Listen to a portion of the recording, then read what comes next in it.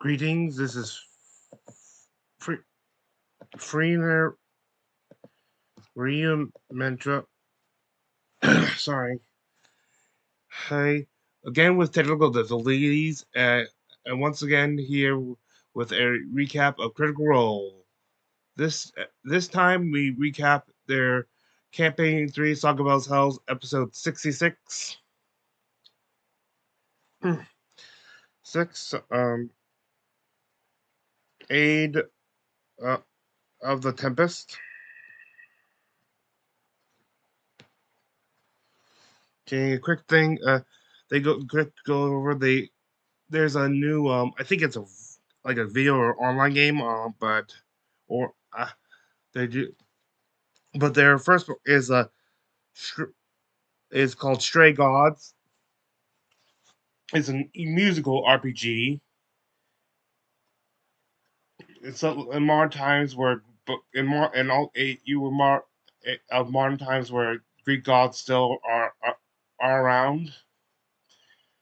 Big thing to note is like several of the Critical Role cast are doing voices in this game. There's a also an ad for their roleplay, the Game Master's Fancy Toolkit. The ad for the finale of Candela Obscura, Chapter 1. I will eventually get into that, but doing that once I get caught up. And ad for Gen Con, which and San Diego Comic Con, which has already gone by, so no need to talk about that. And after the intro, we get into the recap where Bell's Hell. They talk about Bell's House having been reunited after forceful separation at what is now known as the Battle of the Red Center.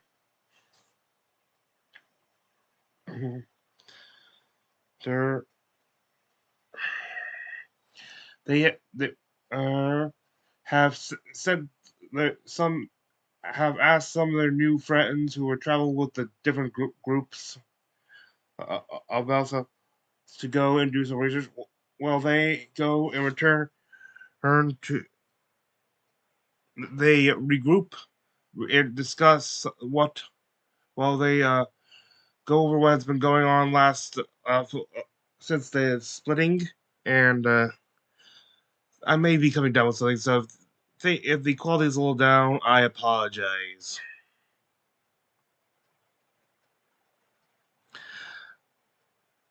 I'm also having trouble with D&D Beyond. Like, apparently, not only are you do you have to just do the features that allow you to add an additional spells learned for certain classes. If you actually use that, it will not allow you to publish it for the rest of the community. But for some reason, my new Ranger subclass is seems it doesn't fit all the boxes for levels, despite me going over every level that they would get a the subclass feature in. So I'm a little put out too. Anyway, they go over what they've learned and decide to head for Zephra, Aram's home, as well as the home of the rest of the Erashari. They do this after scrying on Keyleth, voice of the Tempest, former player character who fought in the Battle of the Red Center, and seems to remain wounded from it despite the time that's passed. As they arrive,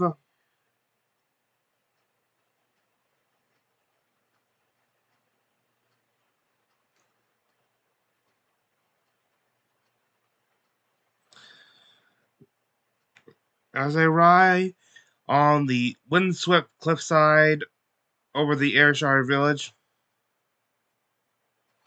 there's a Orm's excitement is somewhat cut off when a sudden gust of wind slams apart, knocking over Lana Chetney and Imogen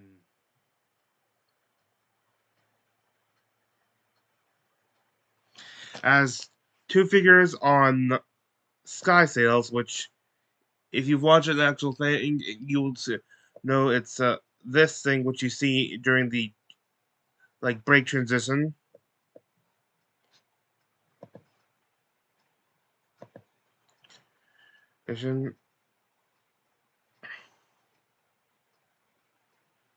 Um, basically, they're ambushed by some of the guards, but Orm is quick to identify himself and probably recognized.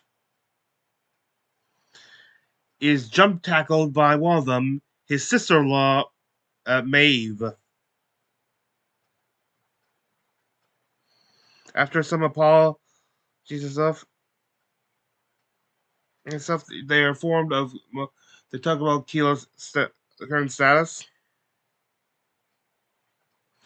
and about mention some of the other Shari who came with Keyleth before the battle.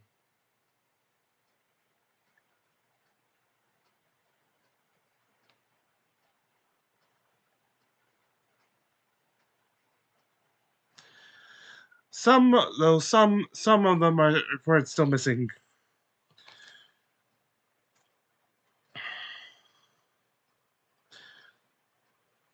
Maeve escorts them through the village, and they make their. I almost let it slip.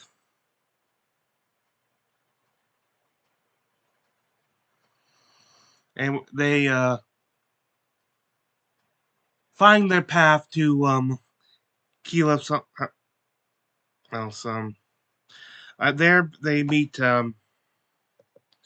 another uh, um, the master of the defense of the Ashari, Lita, uh, who is Maeve's one of Maeve's triplet sisters, and one of the triplets includes Maeve. This is a picture of here of Maeve and Lita with Orm.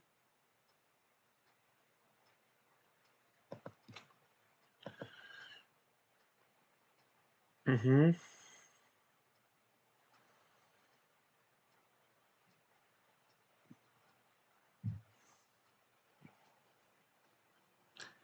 Uh, there, and they who then guides them to Keyleth, who's resting.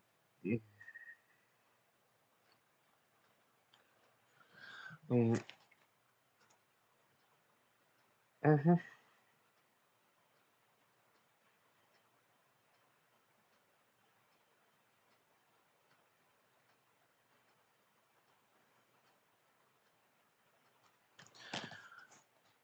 Oh,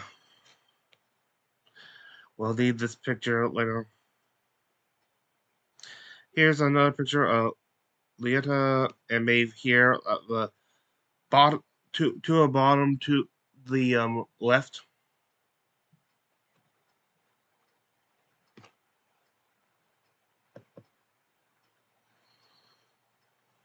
Mm-hmm. Keyleth's wounds are you could while she does not bleed from the wounds anymore. They're they're they are still open and have have yet to close even a little bit. They have determined that the same poison that Odahan and used in her first assassination attempt against Keyleth. The code of the weapons on that there, and which I think, as I call, well, the weapons that took the life of Will and Derek,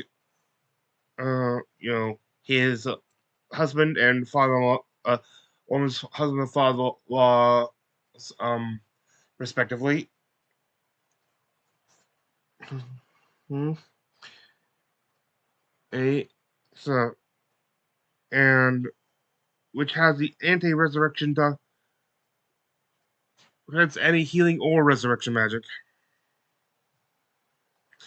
Though they think they do believe they may know a remedy to help neutralize this toxin.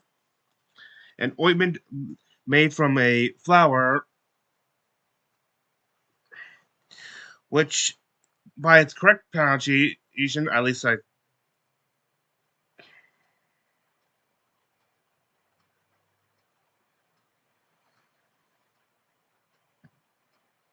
think. Well, I have a have a time slot here, so I might have it. 43.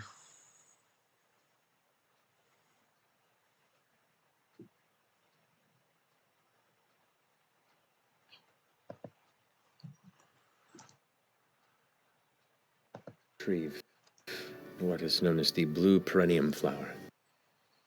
That is not the correct pronunciation, by the way. I don't. I I don't know what the joke is, and knowing their sense of humor, I don't want to know what the joke is. It gets a lot of sun. If you know what it is, but no, don't tell me. The Just don't tell me. Blue. The sun has to be in the right time, part of the sky. It's a brief moment.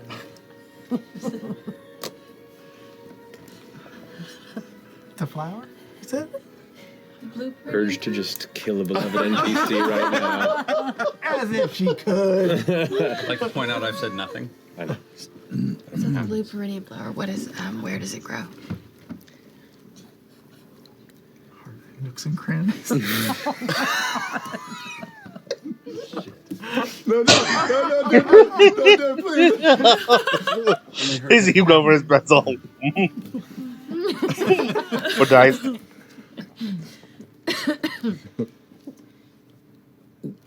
The few that do grow are known to bloom in cursed landscapes. Oh, yeah.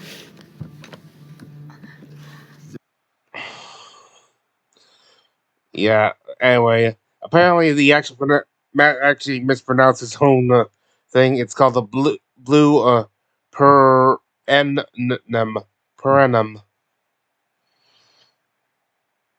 There. Anyway, a group of the Ishari was already sent out.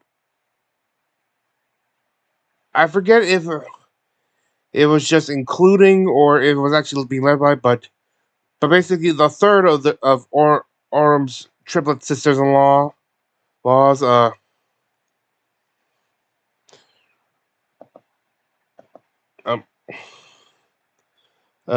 the last one on the bottom, Bernie.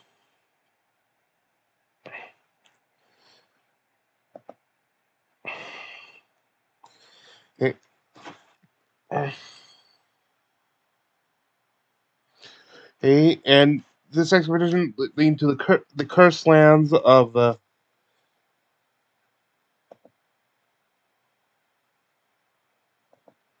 Grey Valley.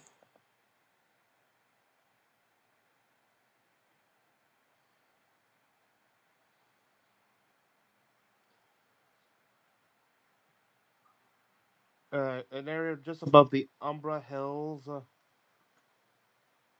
And if I was so inclined, and actually have a weekend, I would actually show you my map of Taldori, which has this location on it. It's a blanket thing, but that's all for now.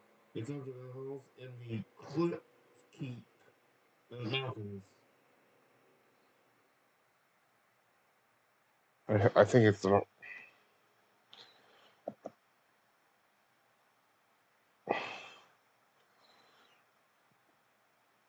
Yeah, for those who don't know, no,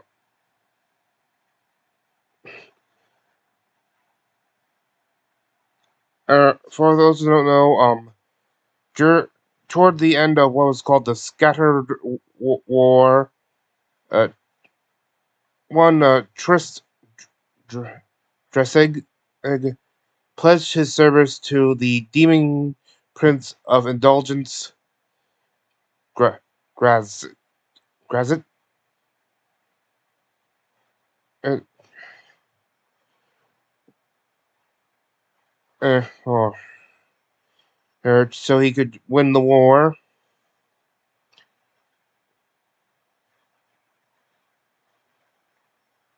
and stuff. The Granat setting his demonic horse to aid in the battle. Uh, the rebel forces on there still managed to win the battle, but the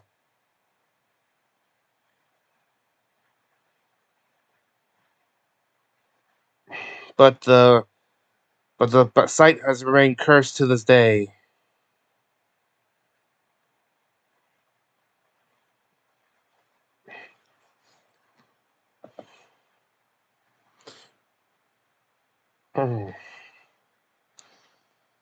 Let's see.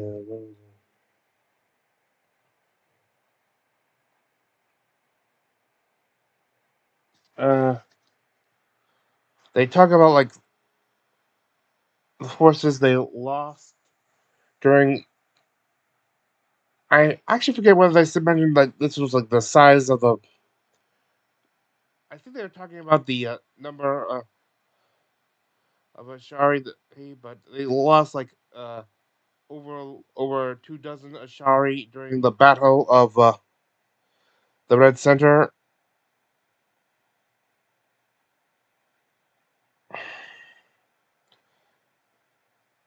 Stuff. And Kila, and there's like 30 others who are similar predicament to Keyleth right now.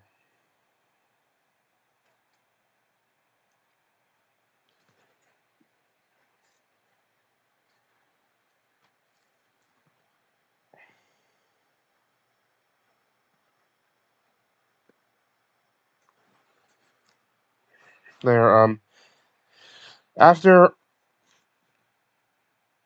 after meta knowledge once again causes them to fail to explain who Vaxeldown is to Bell's Hells, because the players, of course, already know.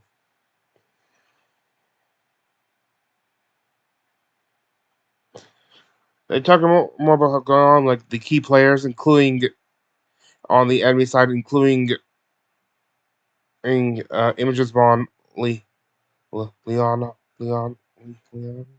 Uh,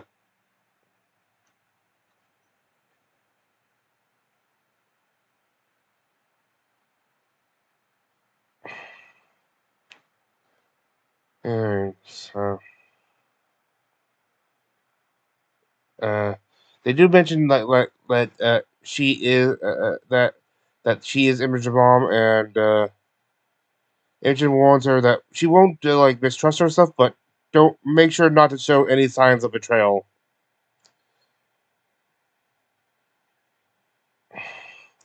She hopes to be able to recover soon because she needs to talk to the birth heart last time. I think that's the.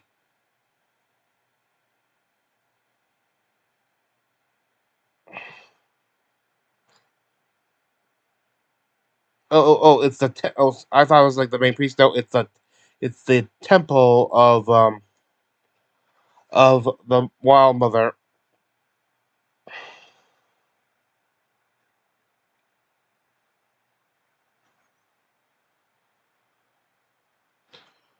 Eh,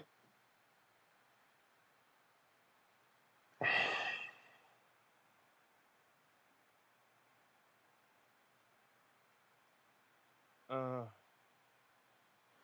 she asked the Orm to go and the rest of Bell's house to go investigate the graveyard, see what happened to the Ashari party already sent there.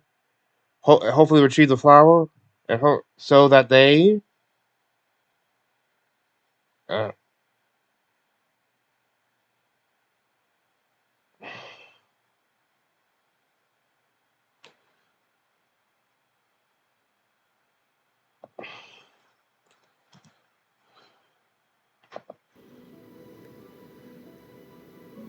Then bring back our people. Gather as much as you can, so we might recover. And then together we will rain down the fury of every power Exandria has upon these absolute shitheads. Use me. Twice a year. Anyway, just that little bit at the end, just a little reminder that this used to be one of their characters.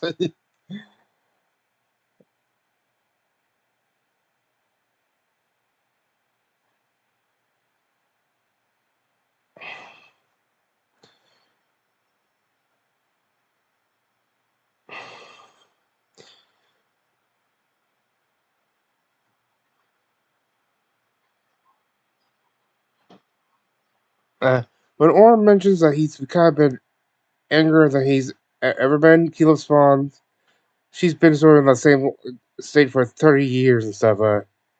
Guessing that's been since Vax died or transitioned. Sometimes that actually the anger is what they need.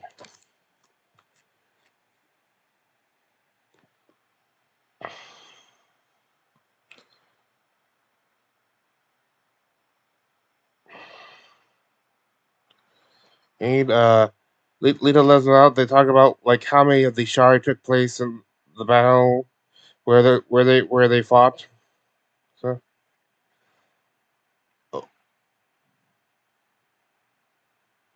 and she also is very impressed when she learns that they were the ones who sent the airship on a kamikaze run, which took out like 30 of the enemy, and also actually damaged the key itself, the Malleus key itself.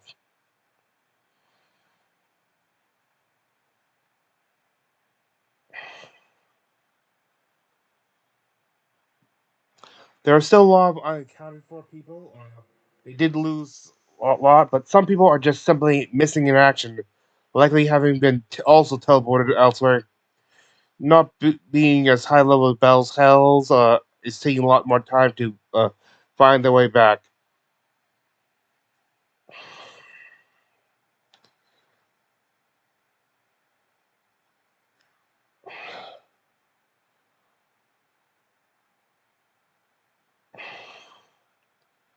Um, that when they get more, oh God, I hate pop-ups. Uh, upon receiving more information about the Great Wet Valley eh, uh, eh, from an air shark called Tholo, and learning how the learning the lingering effect of the abyss there. Tholo, by the way, is the lore master. Stuff there.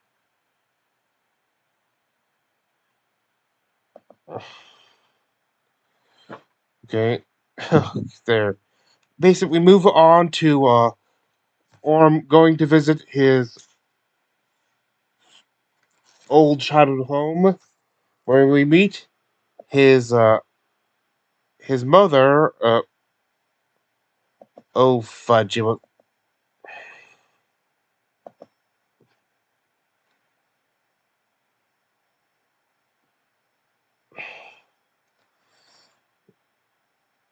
Hang on.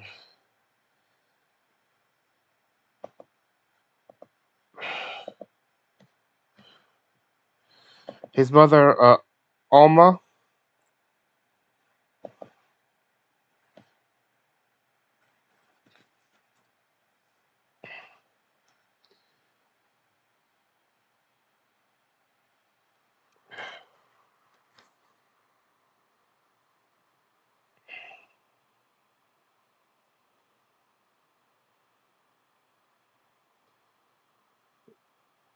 Uh, Stuff. Who she bakes some muffins and talks about Orm's past. Uh,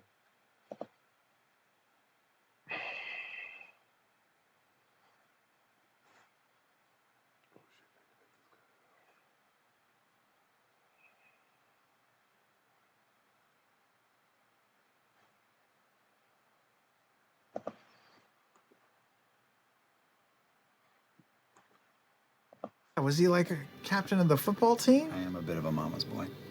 Did you ever get in trouble? Was he a Oh, troublemaker? all the time. He was also very curious, and he would wander into whatever strange nooks and crannies of the town that he could, and get lost often, and we had to retrieve him. I have been pretty high up in the central tree here in town. Wow.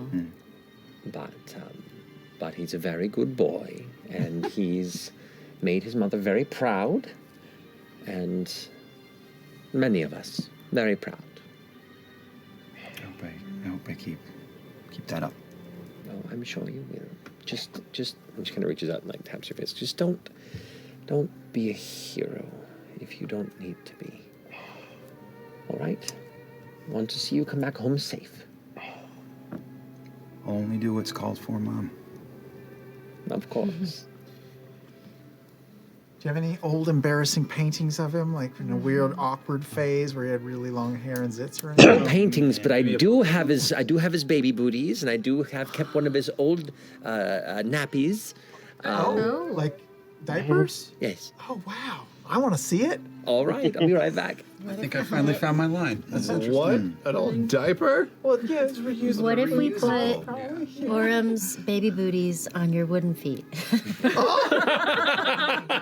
Are they bronze? Just like a little Never flare. fit. They will be very small compared to your wooden. I can, my feet don't feel any pain. I'll just chop half of them off. How big are your feet now? Are they? They'd be They're just. Oh, yeah, that's very Like- small. I I'll hadn't just thought have about like that. little, They're very small. like little thimbles at the end of them. Yes. Orem is like. Everybody imagine the babies in your life and then think even smaller. Oh, it's so cute. They'd be like this. Way too big. Way too big. No.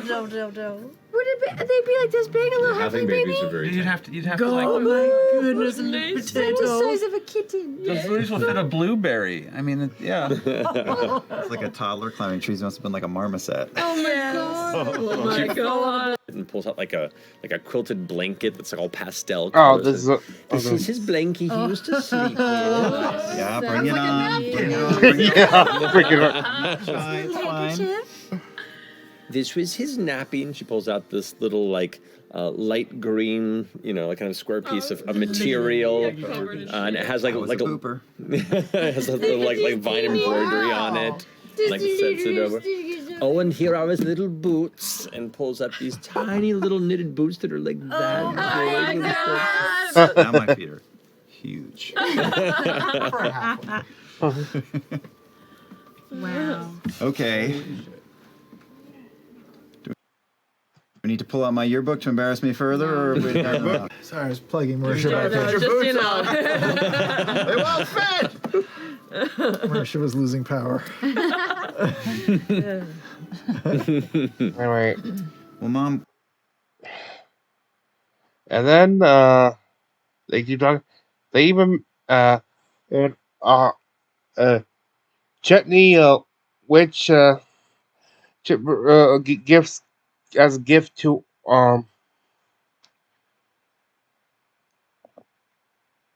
Alma the a little small wooden carving of Orm, like a figure of Orm in a combat pose during that for her. Oh, it even has something his signature pop, Chetney Poc-O-Pea next to it, on it. And she does that as a kind of reminds me of little toys that she brings out, and there's and that's when Orm makes an interesting discovery.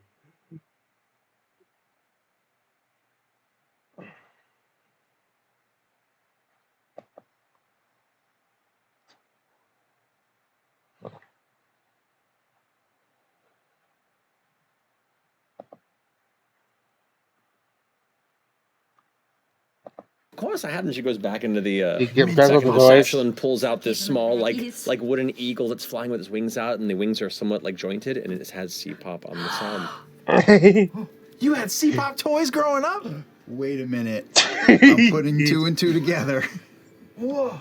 Wait a minute. Orm just starts looking at the bottom of all these statues. Does it say C-pop on all of these? On 4 of them. You're so prolific. What, do you think I was playing? No, I Yes. I'm a world changer, motherfucker. Wow.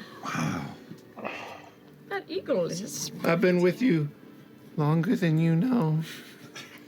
Did you create my childhood, Chetney? Wow. Did you create Optimus Prime? I killed him too.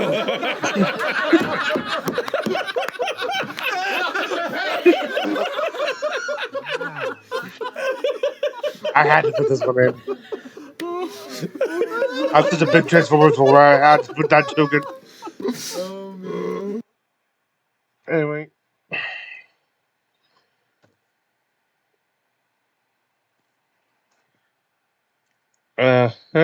There's after a joke, like one of them jokingly, he asks if Chitney looks in Orm have any physical resemblance, like perhaps familial. Which was delivered in whispers. Oh my, yeah, it's just probably a hit mapping funny.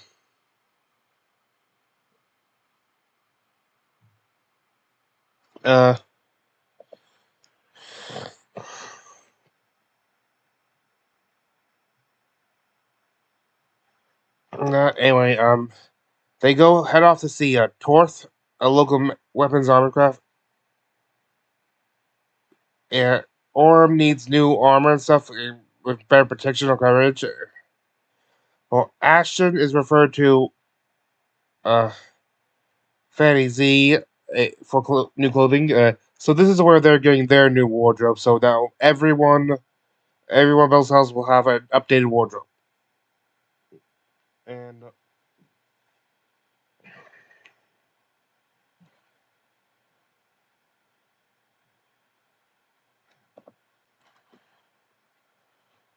Young woman in her mid-20s or so, human, with a...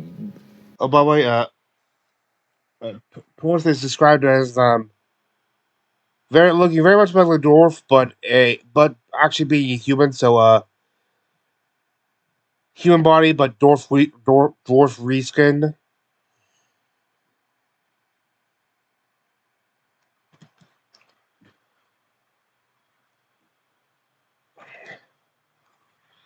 I can only describe it as like a beehive hairdo that rises above the head, and just a spray of colors across her face. It's gone from just like casual gentle makeup into like the most gorgeous drag makeup you've ever seen. And she turns around and goes, "Oh, hello, darling. Can I help you?" Actually, yes, I was hoping so. I'm going through a bit of a life crisis at the moment. Oh, goodness. Welcome to the party. I had a funny feeling. And I was hoping that you could help me be my best self. I feel like I want to try and inspire people. I want a bit of the feeling of a champion. I've been running around trying to help people, trying to do some good.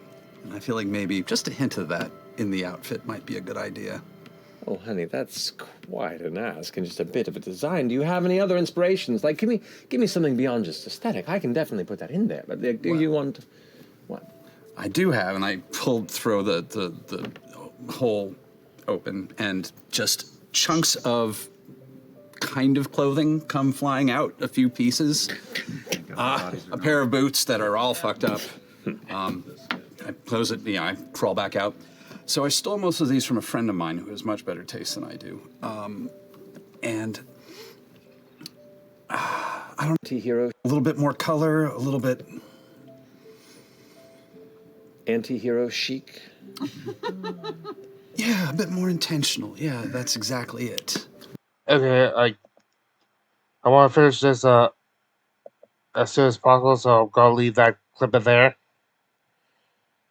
Here, there's they basically say on legendary hero but fashionable stuff. This should be all ready in a few days.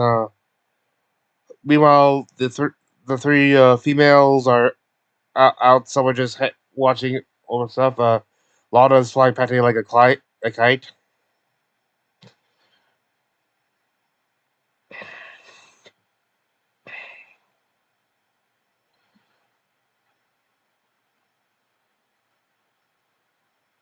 Uh, they then head toward the tree with Maeve and meet like some a lot of and there waiting for them is a lot of keyless devices and Tempest blades. All there to see them off.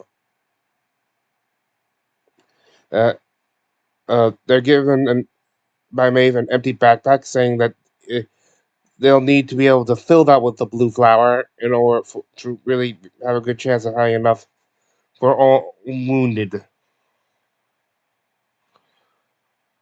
They also get a lot of healing potions,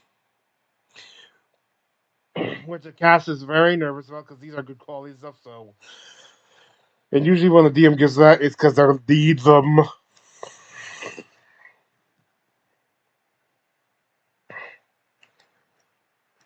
After Lita tells Orm that he'd be very proud of you, Orm hugs both of uh, his sisters.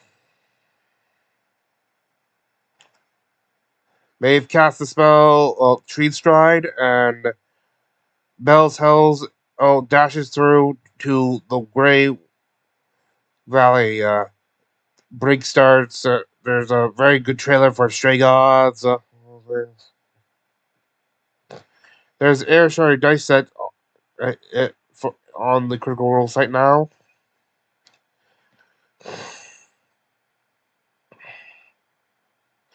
Talking about the various Comic Cons and stuff they're going to. Trailer for Candle Obscura, Mist, other stuff. Break ends and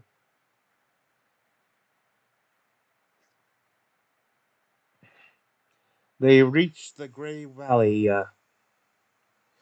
A quick use of the coin, the Changebringer, and a shield to determine which direction, which it ends up being west.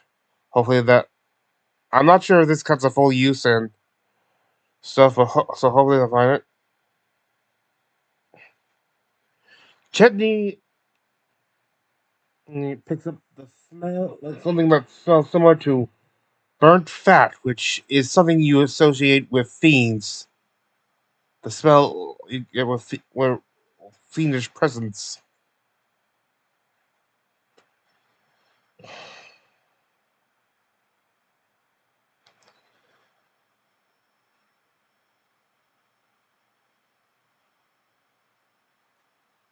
Uh, Lana sends Pate out for out invisibly to scout, warning him that they may be encountering some of his relatives and stuff. I think he does use the stat block of a imp or something like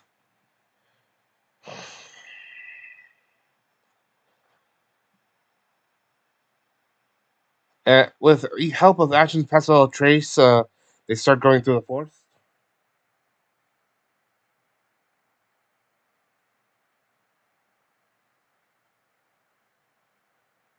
Yes, they're a little concerned when trying to explain the thing is that, for it sounds like, Pate could potentially be colorblind. So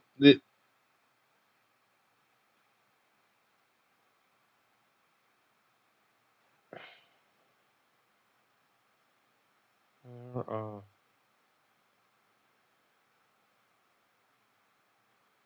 they find uh, they as they go along. I think Chetney notices a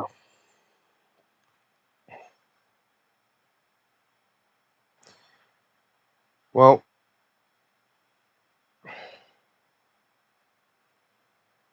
they find a small tarnished metal object with a dome shape, which Chutney digs up and discovers it's the skeletal remains of a soldier of old.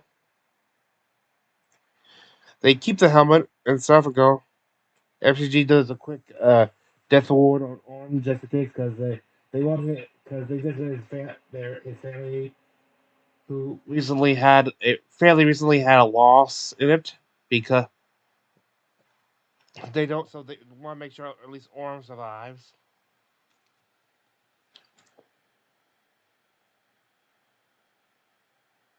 And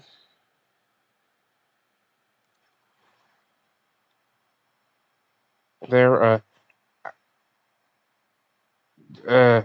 Chitty catches a stronger burning smell and finds this grove of trees which seem to be in a radius. All seem to be blackened and perpetually burning inside. It's not consumable. It just seems to burn.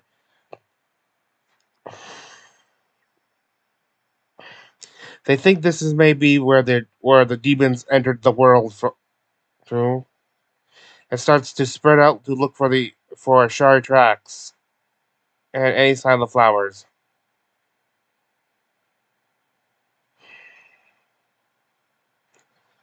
The area is like over 200 feet across. By the way. Mm.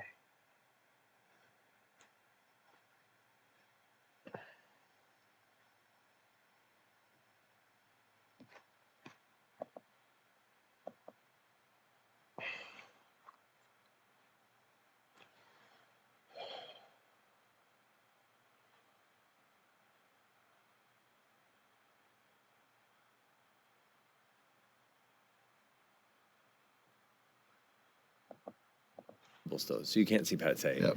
But as you approach, you hear a voice go like, "How you made it?" Oh yeah, I did. Just keep your voice down. Oh, so why am I doing the accent?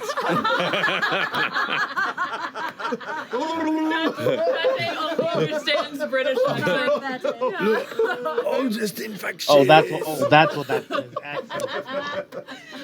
Oh, crikey. Okay. Shit, what's my voice? I know what it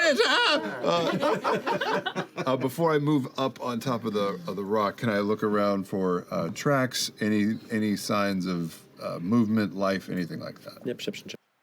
He basically detects that and uses his I forget what it's called. Thing called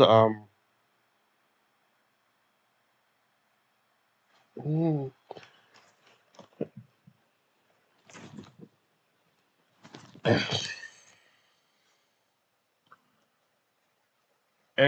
basically uses his way to sensing and does sense nearby undead and something fiendish.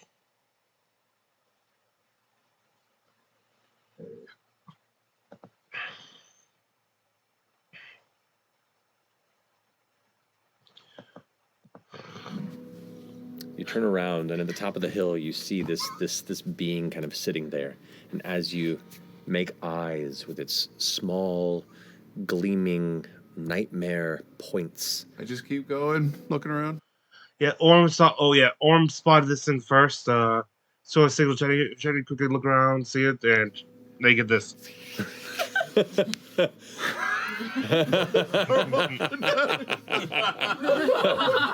have the bush and so with it. So Pretending like you didn't see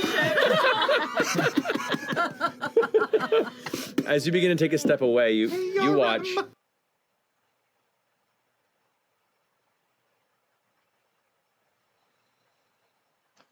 As Chetty makes these slow steps away, you watch as the creature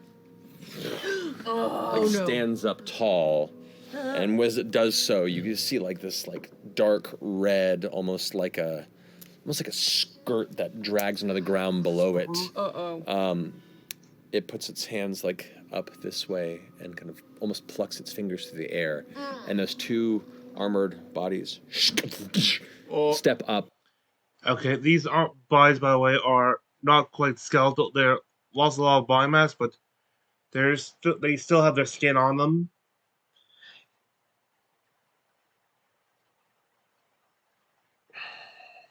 There, and with that, in those two animate things, combat begins.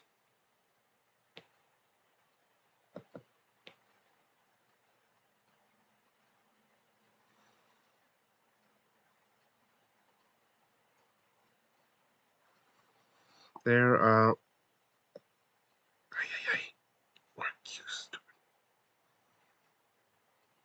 Chicken did manage to get 6 flowers before it started.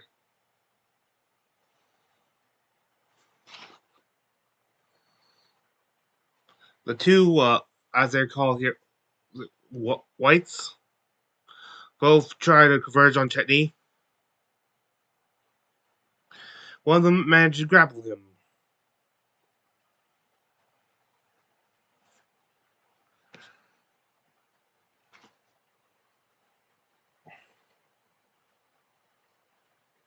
They're,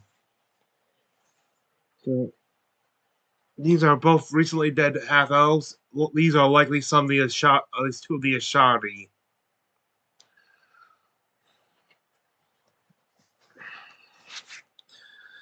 Yeah.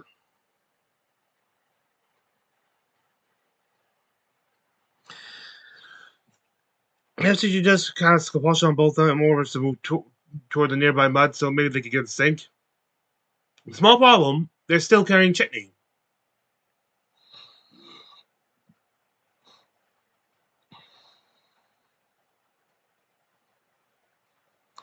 Imogen Cat uses a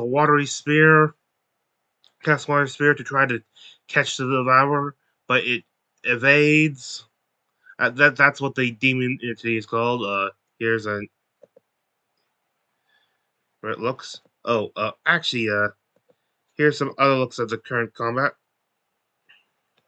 That's it up on the ridge there. There, I think those. Oh, that's a white there.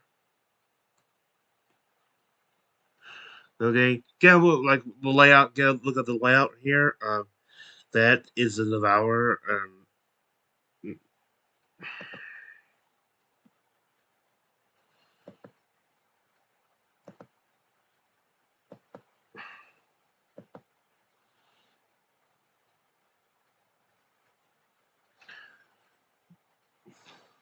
There.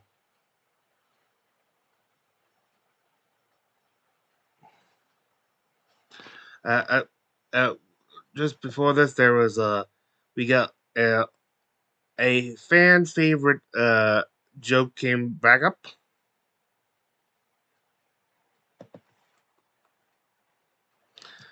Behold the. Oh wait, I'll just show you here. The tank of the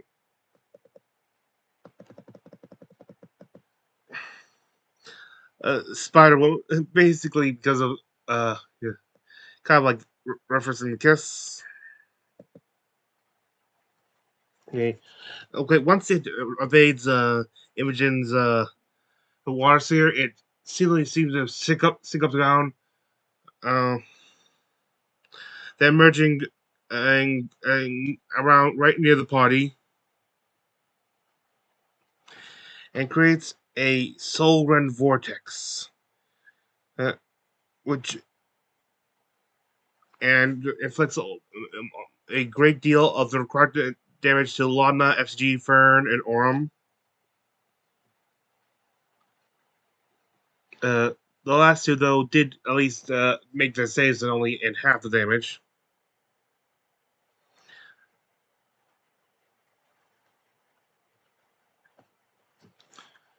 Inside its ribcage, the exposed ribcage appears to be a trapped humanoid, potentially a spirit of some sort.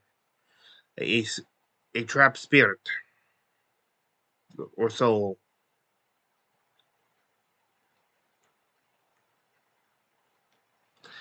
Ash, uh, Austin uses he starts a gravity rage so to keep this thing close to them. And has managed to knock it backwards. Chutney goes to his full wolf form. And Orem casts Aura of Life, which comes very useful in this.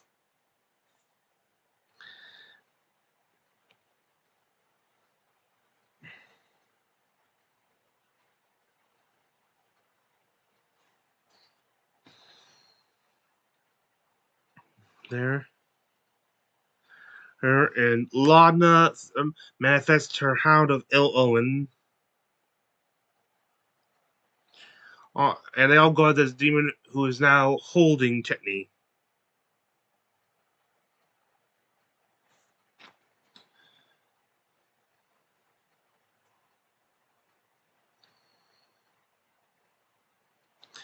As the battle goes on, a dark mist emerges, comes forth, and from it emerge. It says 3. I thought there was only 2, but Wraith.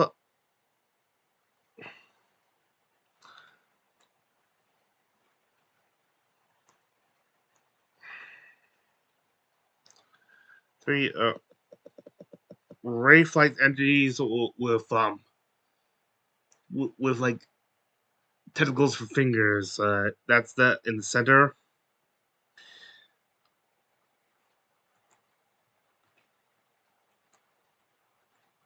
Okay.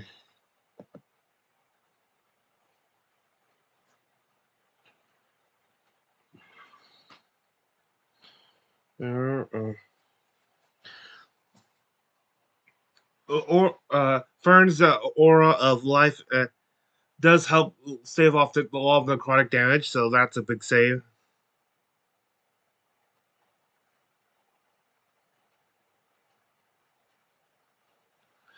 As well as prevent their secondary effect of preventing the loss of hit point maximum, like losing points off your hit point.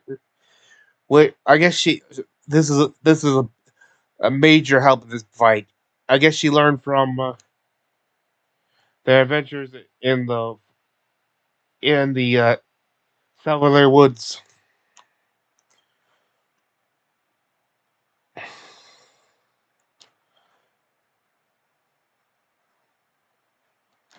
And Logna uses a silver barb to save F.G from a critical hit.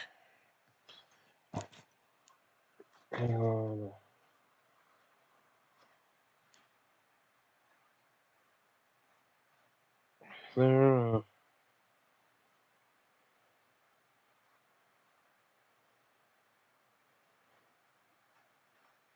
Okay.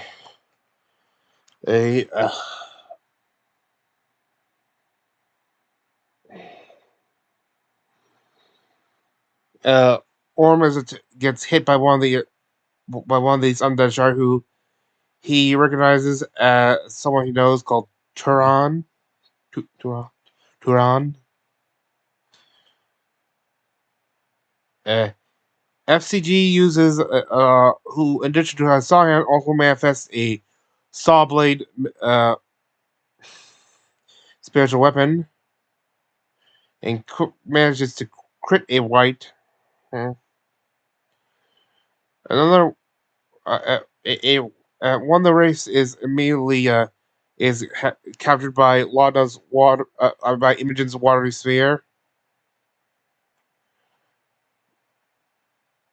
They've determined that the main demon, the Devourer, at this point is resistant to fire and cold damage, which makes sense. Which makes a lot of demons have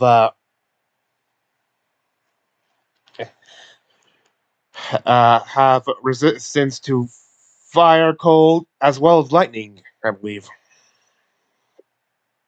At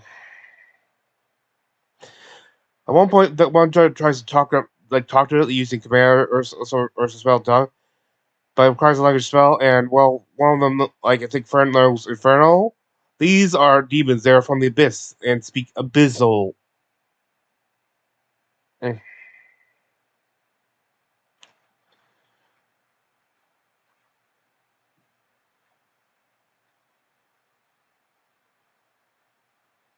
And we almost get to see one of them cast a spell through Ashton's new prism hammer, but they decide against it just to be on the safe side. Right? I think they want to do a test run before it's in a controlled environment first.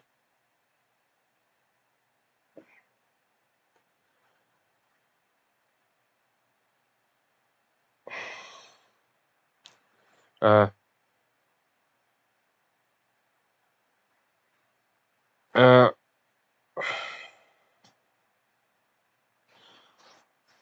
uh, Someone, I think it was Imogen, cast lightning bolt on the Devourer and the other race. Yeah, there was only 2 rays.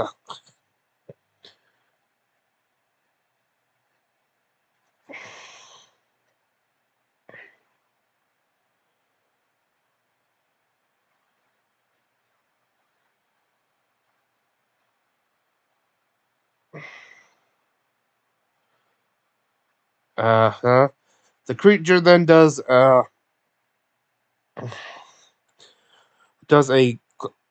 claw attack on does 2 claw attacks on Fern and hits her and everyone else but besides Orem with a soul rend. Uh, Fern is still standing but is now single digits in health. Orem attempts to protect her with Bane Switch, and he and Chetty both chat take him on. I think Chetty might have pat. No, it was no wait. That was the Hound of Elms have pat tactics.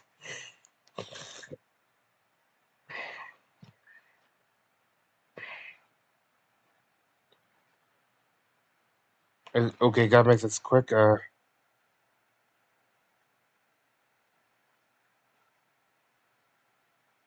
There. Orm managed to recognize what the entity in the captured entity in the rig cage as Thera, a young Airshari. Chetney get Gripman's Gabble and Fern casts Daylight, lightning arrows. The undead are very sensitive to it.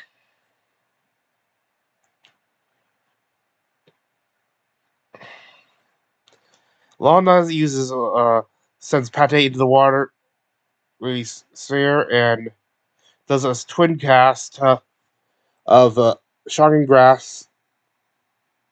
One through Pate on the wraith in the water sphere, the other on the other wraith. And there was 3 wraiths. I figured, and ends both them. And for a very nice, how do you want to do this? The last wraith, despite the disadvantage of daylight, manages to down Fern. And unfortunately, that also takes out her aura of life, so they're now more vulnerable. Thankfully, F.C.G manages to counter with a mass cure wounds on everyone, bring her back up. So, because if you recall, they don't have the option to resurrect someone right now.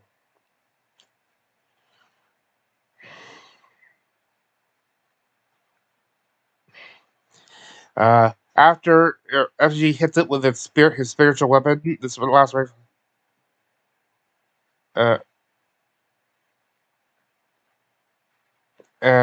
Imogen hits both the Wraith and the Devourer with a Witch Bolt to finish it off. And with the power of the one who resurrected them all, the 2 whites are just fall.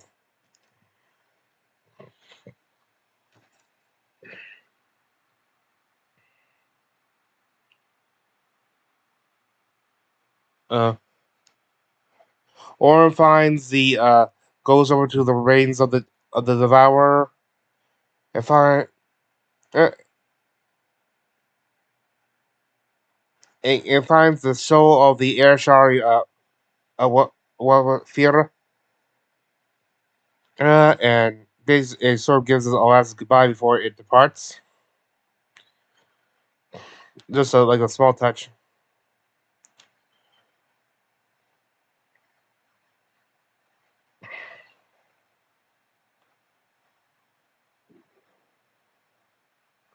They gather the effects of the fallen Ashari to be for proper memorialization when they get back to Zephyra and lay them to rest.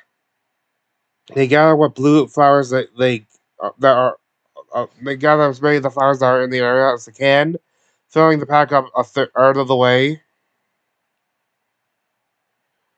And after uh, and while taking a short rest, notice smoke rising in the direction they are heading. They'll be about to head in. And with that, the episode ends. All that's left is to introduce you to my recently released new subclass. This has been in the works for a long time. The Oath of the Heavens Paladin. This is a paladin whose specialty is more aerial combat or taking on aerial opponents. The tenets of this paladin class, whose tenets of the heavens are vision of hope. When people look up to the skies, it should be with hope. Make sure they see it.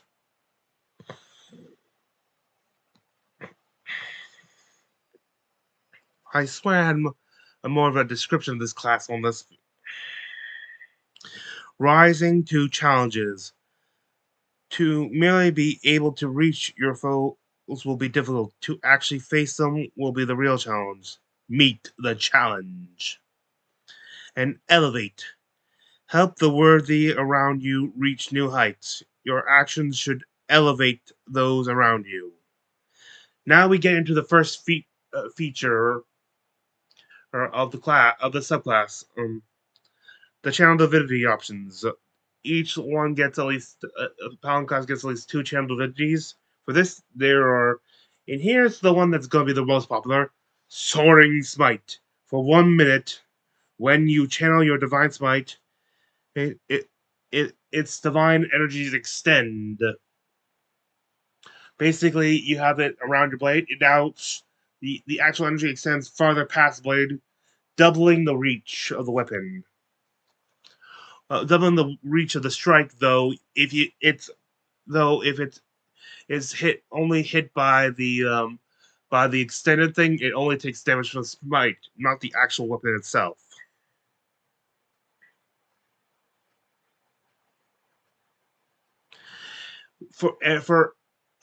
This range is like double that, of course, for a level 1 smite. However, for every level of smite higher than 1, it continuously doubles this. Like level 1 is twice the reach. Level 2 is 4 times. Level 3 is 8 times, and so forth. Now you don't have to extend it all the way. You can choose how far to extend it. Which is helpful because with every doubling of the reach, the levels my damage your target takes is decreased by 1. Basically, like a level 3 smite will add 4d8. We'll do a 4d8 damage. And while you get that for if you actually hit with your weapon or at just the level 1 smite height at double the range. When it gets to like the second levels, if it goes on to where a double hit it, like a 4 times range, it only does 3d8. It drops a d8. and at its max range of 8 times the thing's distance, it will do. It'll only do a standard 2d8, which is a level equivalent to a level 1 smite. I just know that people who take this are going to be going after like lances and more like 10-foot reach weapons, and probably try and go for an Eldritch Claw tattoo, which can give you an extra 15 feet of length distance. I will say, yes, it does stack like that. Can you be used to stack that? Once you use this feature, you must finish a short rest before you can use it. The other feature is Sky High Casting. For 1 minute, you can invoke the powers of the higher planes to temporarily gain near limitless magical power. When you cast one of your paladin spells, you can make an Arcana or Religion check. The DC equals the level of spell cast plus the combined level of all the spells that have successfully utilized this feature. If you make the check, you can cast a spell without expending the spell slot. Means the more success you have using this feature, the harder it'll be to use future ones while you're on that particular divinity. Hey, stuff. However, it does not. It does every time you fail. It doesn't add to the difficulty of future usage. You regain this. You only have 1 use of this, but you regain it after a long rest. You gain oath spells at level 1. You get Featherfall and Jump. For level 1 spells, you get Featherfall and Jump at 3rd level. At your 5th Paladin level, you get Gust, and you gain access to level 2 spells, including Gust of Wind and Warding Wind. At 9th level, you gain 3 3rd level spells, like including Fly and Wind Wall. Level 13th, you get 14th level spells and add Ice Storm and Storm Seer to the spells known. And you learn Control Winds and Steel Wind Strike when you gain 5th level magic at level 17. And now for the Aura ability at level 7, you get Aura of Elevation. You and friendly creatures within 10 feet of you have advantage on attack rolls against airborne opponents.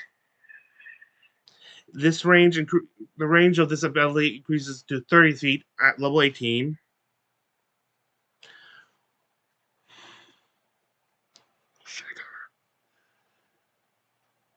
At level 15, you gain special techniques called aerial maneuvers. They're all like named after actual dogfighting terms stuff. Or I think, well, except for one, which is just generic flying. You basically get a number of use of these aerial maneuvers equal to your paladin level, or equal to half your paladin level. But you regain all uses of them after a short rest. First one of these options is Wingman. Choose an ally that is 5 feet away from you. On the ally's turn, you can use any movement that you have your total movement on your turn. But if you don't use all of it, what's left over you could use is to keep it close to the chosen ally as they move in. And when an enemy targets an ally with an attack, you can use your reaction to make one attack against the enemy, which will be launched before their attack is.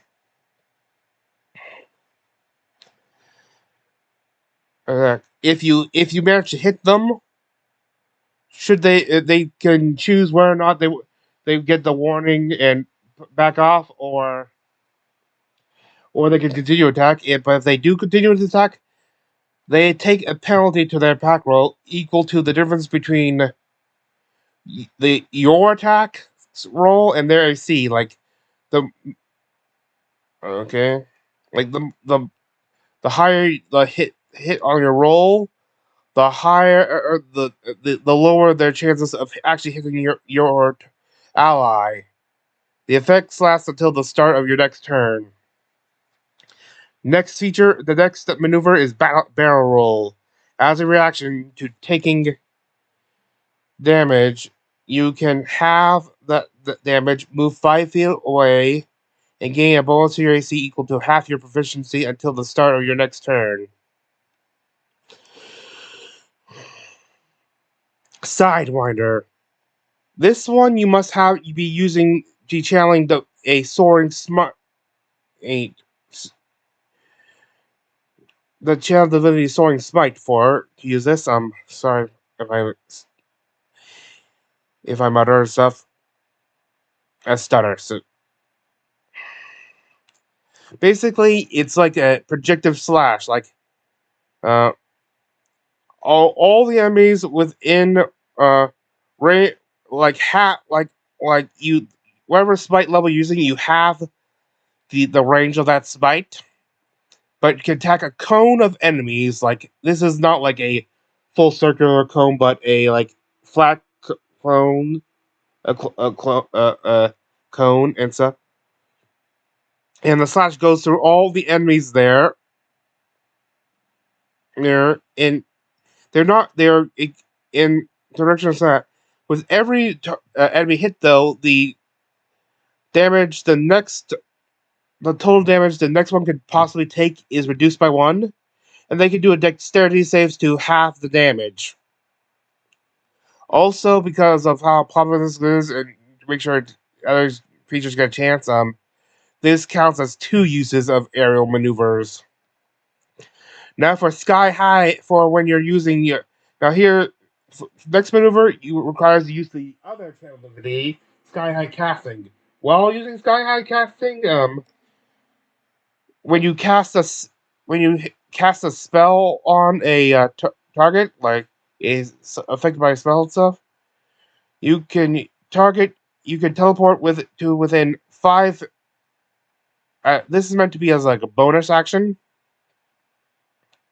I forgot to mention, but you can teleport within 5 feet of a creature you cast a spell on, and if you choose to, you can use your Oh wait, there is no. Oh wait, no. The teleport is like actionless. You can just decide to do it, and then you can use your bonus action to make a single attack on them if you choose on wherever you cast spell on if you choose. If you do, you can also add your charisma modifier to both your attack roll and damage roll. That was slipstream casting, by the way. That was slipstream, and the final one, strafe. You after getting to a certain position, you use whatever left you're moving to charge forward, and you can attack everything within your melee weapon range. You must charge in a straight line, though. And for the capstone ability at level 20, you have high honors. You regain HP equal to your charisma modifier at the start of every turn, every one of your turns, and you gain temporary hit points. It's also equal to your charisma modifier every time you drop an opponent to 0 hit points or land a critical hit. Also, any ally You and any ally you have that is gains the benefits of your aura of elevation, and air any airborne enemies attacking someone getting the benefits of the aura of elevation has disadvantage on the attack roll. And with that, I bid you adieu. This is Frida Rudimentia. I wish thee good fortune on the quest of life.